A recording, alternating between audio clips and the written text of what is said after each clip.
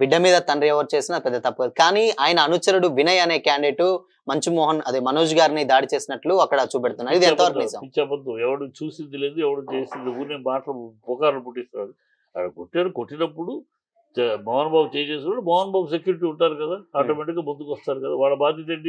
వాళ్ళకి ఆ గొడవతో సంబంధం లేదు. తండ్రి కొడుకు అనే గొడవ వాళ్ళకి సంబంధం లేదు. వాళ్ళేంటి, వాళ్ళు మోహన్ బాబు సెక్యూరిటీ. అక్కడ మనోజ్ బౌన్సర్స్ మనోజ్ సెక్యూరిటీ. తప్పని వాళ్ళు ముందుకు వచ్చారు, వీళ్ళు ముందుకు వచ్చారు, ఆ తోపులాట జరిగింది, వాళ్ళు వీళ్ళు తోసుకోవడం జరిగింది, కింద పడ్డాడు.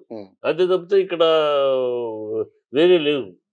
జరిగింది అది. అసలు మనోజ్ కనుక పిచ్చివాగుడు మీడియా దగ్గర మాట్లాడకుండా ఉంటే ఇది లోపల విషయం.